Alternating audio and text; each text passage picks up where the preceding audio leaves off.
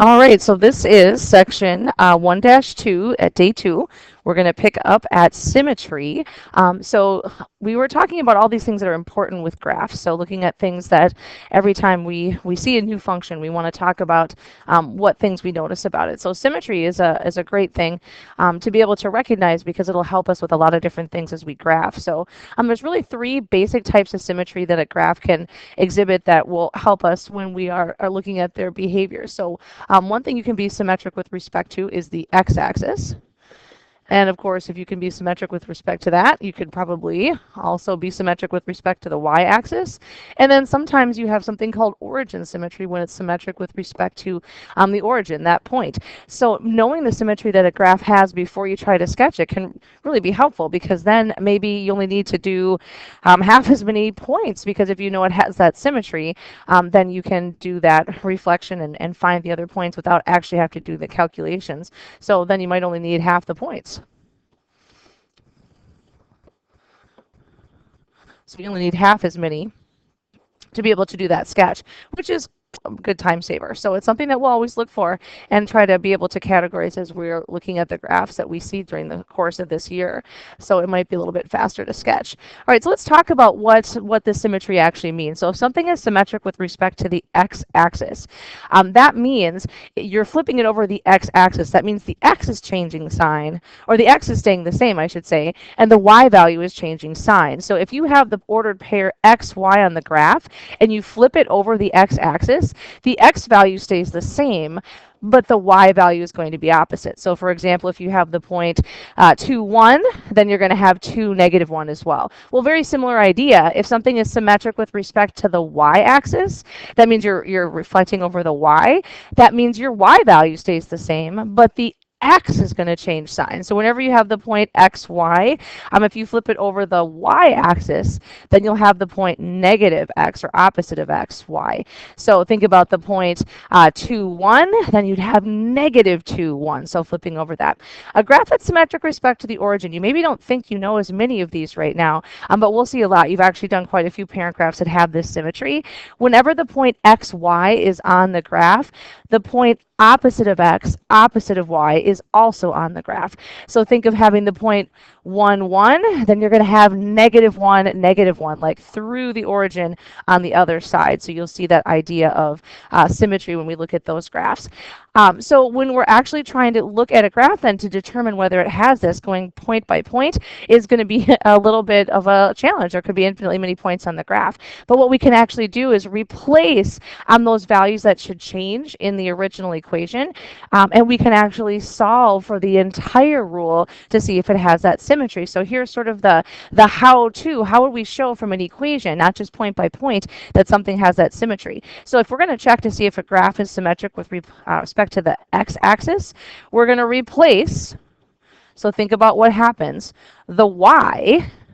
So think about what it was. We said that if, go back up to x-axis symmetry, if the point xy is on the graph, then x opposite of y has to be on the graph. So we're going to replace y with the opposite of y, right? Because that's what should change. And if we simplify and it gives the same exact expression back, same exact equation, we know it has that symmetry. It's true for both of those values. In other words, it contains both of those points. So if that gives an equivalent equation, we know that we have that symmetry for every ordered pair on that graph. So we're doing it in general, as opposed to just single point by single point. We're actually replacing it in the equation. Well, let's take a look at the y-axis then. We're going to do a very similar thing. We'll go back up top. Y-axis said whenever you have the point xy, you're going to have the point opposite of xy. So guess what we need to do? We're going to have to replace the x with the opposite of x. And again, if that gives an equivalent equation, then we know that every single point on that graph is going to have, or that entire graph is going to have that symmetry. We don't have to prove it point by point. We're doing it in the equation. All right, well, the last one's very similar idea. We'll go back up here. It said if it's going to be symmetric with respect to the origin, if there's the point x, y, then we'll also have the point opposite of x, opposite of y. So here's what we have to do. We have to replace both then. They both have to be opposite. So we're going to replace x with opposite of x. We're going to replace y with opposite of y. And if we simplify that equation and we get an equivalent equation, then we know it has origin symmetry. So that's a great way for us to be able to check, looking at the equation, whether a graph has that symmetry or not. So I'm going to add a couple examples. So I'm going to have you go ahead and if you want to, remember what we do for additional examples, you have room kind of right on the side, or if you want to go to the back page, you have a little bit of room there. It might be nice to have it right next to what we've just been doing, so we can talk about these kinds of symmetries, so you can see an illustration of what that looks like. So why don't you go ahead and take a moment. You can pause the video if you need to and jot down these 3 examples, what the picture looks like, and see if we can tell what kind of symmetry this is. So as soon as you have them written down, what I'd like you to do is check in with your partner and go through each of them and see what symmetry you think it has. If you're by yourself, make your best guess, and then go ahead and play the video again and see if you are correct. All right, so the first one, this is a great example of y-axis symmetry. So notice the points that you have on there, being able to tell, looking at that point, if we have xy, we have opposite of xy. The next one is a great example of origin symmetry. So if you have the point xy, you have opposite of x, opposite of y. So it's going through the origin. Origin symmetry is where you can connect a line segment from one point to the other. There's a point on the graph that there's a line segment through the origin that is equal distance on both sides. That's the definition of origin symmetry. And then the third one, of course, is our x-axis symmetry. That is showing a point xy and x opposite of y. We're folding over the x-axis. So great example of some graphs that you'll see that have symmetry. All right, another one that we're going to add. So again, pause the video if you need to so you can write it down. What we're going to do is check from an equation standpoint. So looking at a graph, it might be a little bit easier by point, but let's take a look at an actual equation. How would I check the symmetries? So we're going to take this equation, y squared equals 6 minus x. You may not recognize what it is, but what we're going to try to do is we're going to see by going through each of those scenarios for x, y-axis, and origin, can we prove that it has that symmetry? So here's what we're going to do first. Let's go ahead and start with x-axis symmetry. So what I have to do for x-axis, we'll go back to our chart here. If it's going to be symmetric with respect to the x-axis, then that point xy is supposed to be x opposite of y. In other words, we're replacing, we're right down here, x-axis symmetry, the y with opposite of y. If we simplify that and we get an equivalent equation, it has x-axis symmetry. All right, so what does that mean then? So here's our original equation. What I'm going to do is I'm going to replace the y with opposite of y. And I'm going to simplify that equation that I get. If it's equivalent to my original, has the same value, then I know that that's going to have that symmetry. So opposite of y squared, when you square a negative, it's a positive. And take a look at the equation we just got. We replaced it, but we got the exact same thing as what we started with. That means this graph should have x-axis symmetry, and we're going to check that in just a minute. All right, let's try y-axis. So y-axis symmetry, we're going to go back. Again, for y-axis symmetry, we'll go to the second one here. In y-axis symmetry, it's where the x changes sign. So remember, we're supposed to replace the x with opposite of x and see if we get an equivalent expression. So in my original equation, I'm going to replace the x with the opposite of x. All right, now watch what happens there, though. 6 minus a negative, that would be plus positive. And this expression is not the same as the original. Look, we have a different sign. So there is no y-axis symmetry on this graph. All right, let's check origin now. So origin symmetry, remember, we'll go back to our situation here. Origin symmetry, if we have the point xy, then we're supposed to have opposite of x, opposite of y. So remember what that means then. Down here, we have to replace both of the variables with the opposite and see what happens. All right, so that means I'm going to go ahead with my original equation. I'm going to replace y with opposite of y. I'm going to replace x with opposite of x, and we'll see what happens. Well, opposite of y squared, that's y squared. That's what I wanted. But over here, we have that minus and negative again. So take a look. It is not the same as the original, so it does not have origin symmetry. So here's what I'd like you to do. I'd like you to grab your graphing calculator. Go ahead and pause the video if you need to. I want you to get this equation typed in and see what it looks like.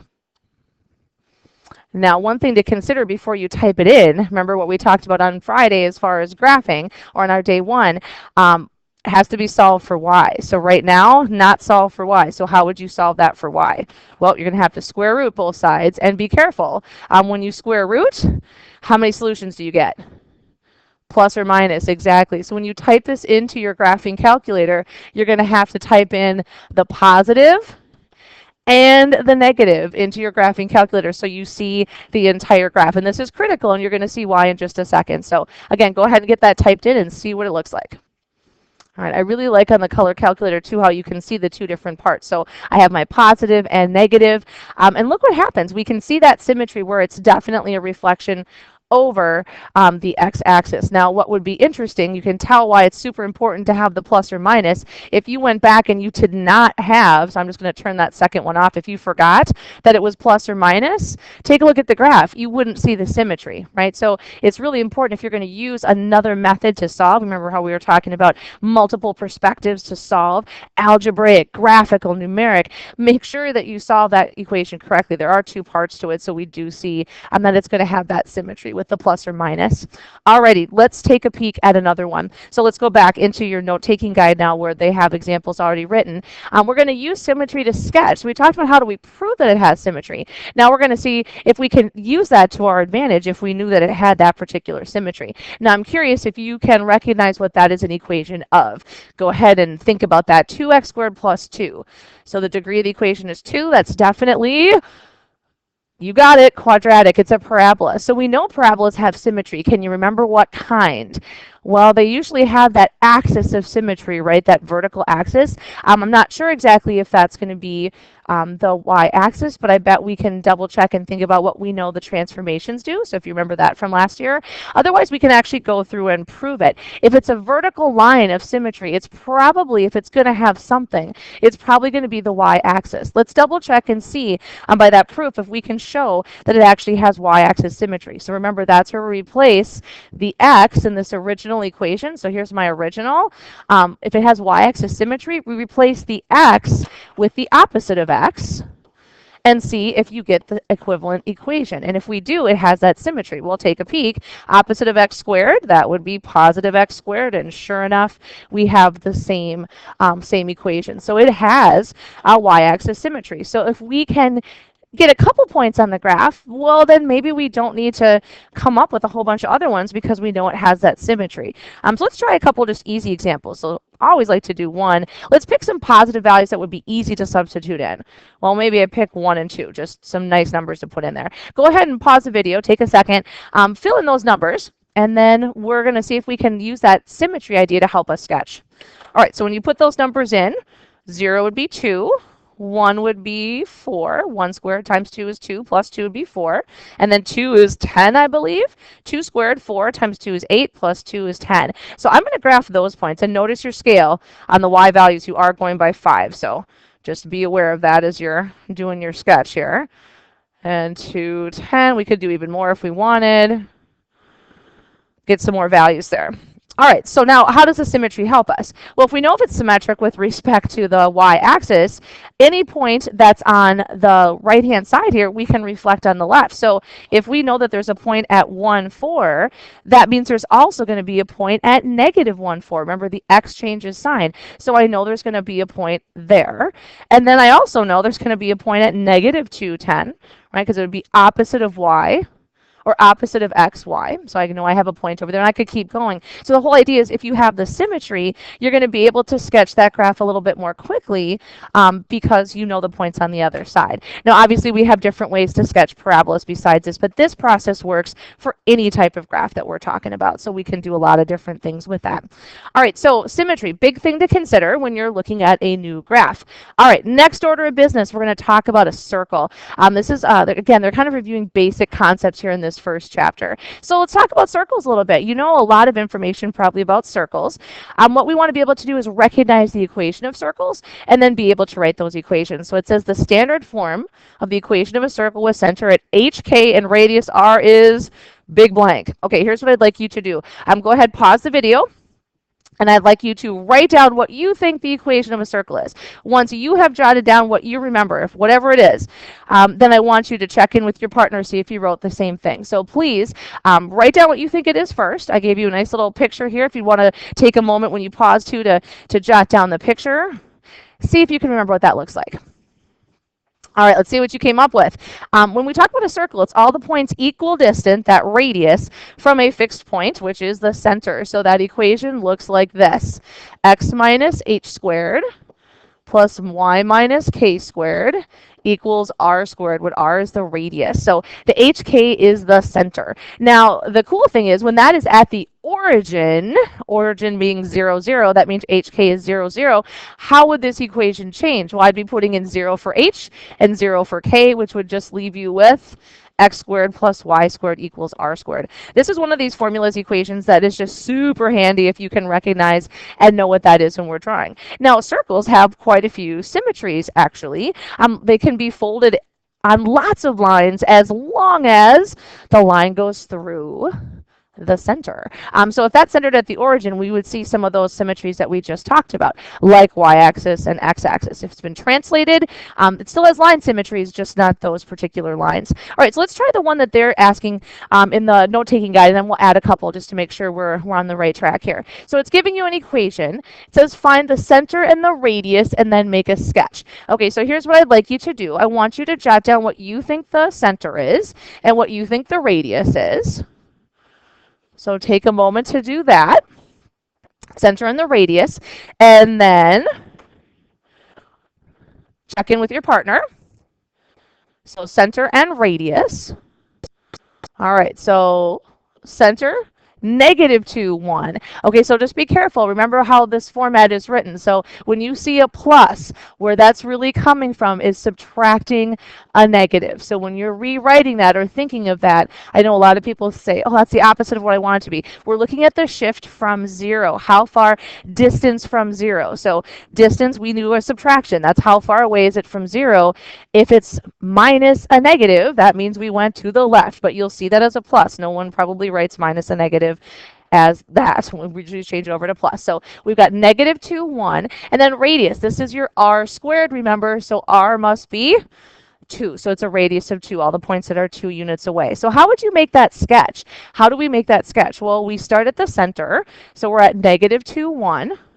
So that's our center. The center isn't actually a point on the graph, but it's the point that we measure from. So remember the easiest way to sketch a circle? Well, I'm going to go in every direction, the easy directions, 2 units. So I'm going to go 2 units to the right. So that would be the point 0, 1. I'm going to do 2 units up, which would be the point -2, 3. I'm going to go 2 units to the left, which would be -4, 1. And then I'm going to go 2 units down, which would be -2, -1. And I can go ahead and draw on the circle. That's not half bad. Not too bad, not too shabby. The bigger the radius, the wonkier your circle probably is going to look when you do that. But we can, if we have the equation, we can super easily make a sketch and identify that location. All right, what I'd like you to do is go ahead and add this one. So if you need to pause the video to do that, please do so. Go ahead and pause. What we're going to do is take a look at, can we write an equation of a circle? So what we're going to do is I'm going to give you some information about it. You know the center, -3, -5. And we know a point that lies on that circle, so 1, -2. What I'm interested in is if I can write this general form of the equation by just knowing those 2 pieces of information. Now, before we start, so go ahead again, pause if you need to write down the information. Make sure you get your additional example. If you need more space, do it on notebook paper. Otherwise, you can add it at the additional notes part. Here's what I'd like you to do.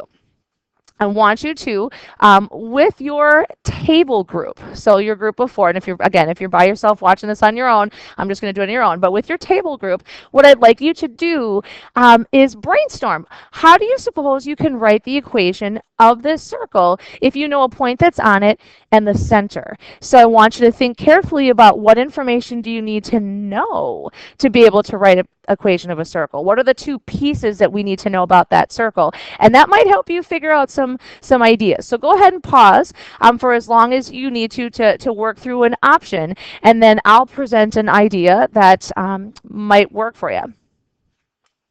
All right, so hopefully you've had a chance to kind of work this through. Let's see what we know about this circle. So we know the center, that's HK, right? So that's the values of the center, the H and the K. This 1, -2 is an ordered pair that lies on the circle, which means it's an X and a Y that satisfy this equation. So that means I know some values here. I know that the X is 1, the Y is a -2, but I also know the H and the K. The H is a -3, and the K is a -5. Careful on your signs. I know all of that information. So remember, the two things we need to know to write the equation of a circle are the center, which they gave me, and the radius was the thing that I didn't know. Well, do you have enough information now to find the radius? Well, sure we do, because we have every other value represented. So if we know a particular value in the center, we're good. All right, so let's just double check our arithmetic here. So we've got 1 minus a -3 would be 1 plus 3, so 4 squared. And then plus positive again, so plus 3 squared equals r squared. Looks like we're going to be at 25 for r squared. So the radius of the circle would be 5. Now, do we need the radius to write the equation? Well, actually not. Actually, we need r squared. Well, I guess we need the radius, right? But in writing the equation, we write it in as r squared. So let's go ahead and write this equation of a circle in its standard form. So x minus h squared. Now remember, we want to write the equation for all values on this equation. So we don't want to put that 1, -2 back in there. That's one particular point. We're writing the equation in general. We need an x and a y. Those are the placeholders for all the solutions. So just be aware when you're writing that general form. And let's see, the center was at -3, -5. So x minus a -3 squared plus y minus a -5 squared equals the radius squared. So remember the radius was 5, so 5 squared would be 25. Now the only thing I might do to clean this up a little bit, I would probably just write x plus 3 squared and then y plus 5 squared for the other part. So we have kind of a cool way to be able to express that equation. All right, last order of business, we're going to talk about just a few applications of graphing equations. So talking about just basically in general, how do we go about actually solving and representing a problem? So I just want to make sure that we kind of hit this before we move on. So really there's 3 different things that we're always going to look at, 3 different approaches, and they're numerical. We've been kind of hitting these a little bit as we go, and graphical, so using a graph, and algebraic. So the more that we can use different approaches to solve problems, the better off that's going to be. So numerical would be something like using a table, actually plugging values in. So using a table or something like that, using the arithmetic, like our plot pointing method we talked about. So being able to construct those. But then once we have the table, actually drawing the graph. So drawing and using a graph to interpret information to be able to solve a problem. So draw and use a graph. Algebraic, so like what we were doing with symmetry, proving, using the rules of algebra to help us solve and identify what's happening in a situation. So all of these are different approaches to solving problems, and we're going to be using all of them throughout the year, but it's helpful sometimes to use more than one when we're solving. So we'll be talking a lot about that as we move forward. All right, so our day 2, you guys, so we talked about symmetry, so the 3 different types of ways you can have symmetry in a graph, x-axis, y-axis, and origin, and then we talked about circles. So those are kind of the big 2 ideas for today. So this is your day 2. It's on page 19, and remember you can access that from your ebook or the textbook or from the screen, and we'll be off to the races on being able to recognize symmetry in graphs and equations and circles.